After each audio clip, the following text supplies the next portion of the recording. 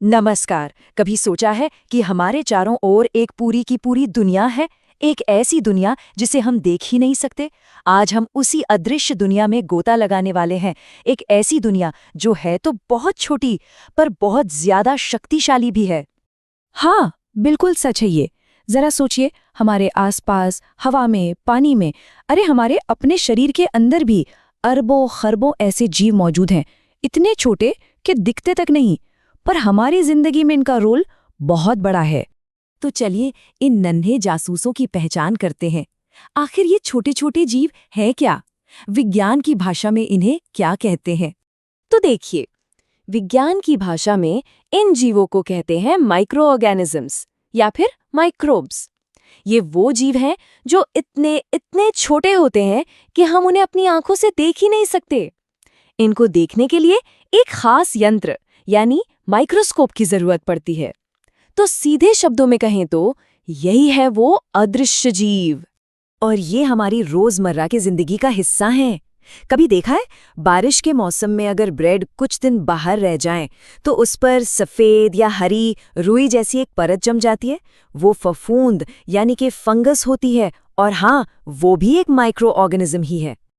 अच्छा, अब एक सवाल मन में आ सकता है, क्या सभी माइक्रोब्स को देखने के लिए माइक्रोस्कोप ही चाहिए?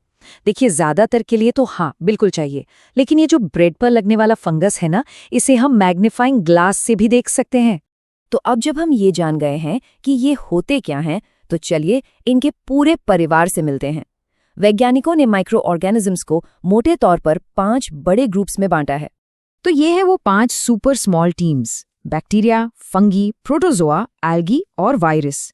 चलिए अब एक एक करके इन सब से थोड़ी जान पहचान बढ़ाते हैं। तो सबसे पहले बात करते हैं बैक्टीरिया की।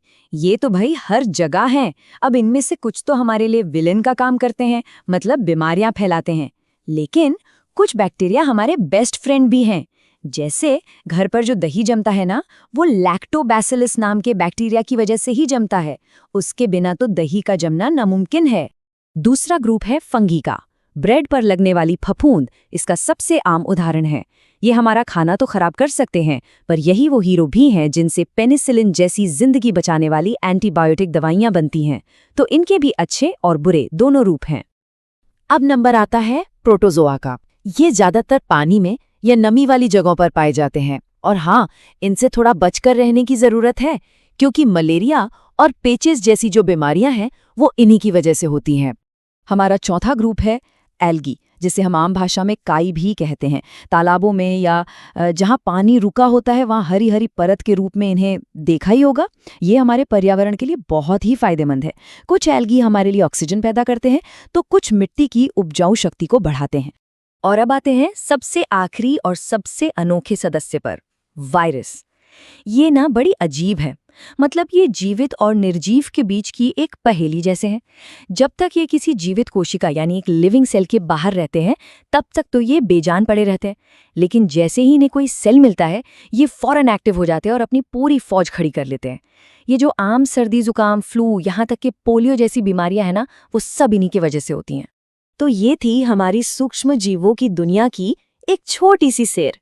चलिए फटाफट से एक नजर डालते हैं कि आज हमने क्या क्या जरूरी बातें सीखी।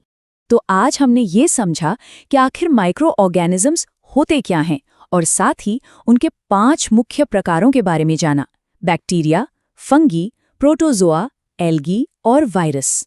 और हमने ये भी देखा कि इनमें से कुछ हमारे दोस्त हैं तो कुछ दुश्मन। लेकिन ये कहानी यहीं खत्म नहीं होती। सवाल ये है कि ये सूक्ष्मजीव आखिर रहते कहाँ हैं? क्या ये सच में गर्म पानी के झरनों से लेकर बर्फीली चट्टानों तक हर जगह मिल सकते हैं? और ये कौन-कौन सी और बीमारियां फैलाते हैं? इन सभी सवालों के जवाब मिलेंगे हमारे अगले विश्लेषण में। तब तक सोचते रहिए। अगर आपको ये वीडियो पसंद आई हो तो एक छोटा सा लाइक जरूर कीजिए। ऐसे ही इंफॉर्मेटिव और फन वीडियोस के लिए चोटू का ज्ञान चैनल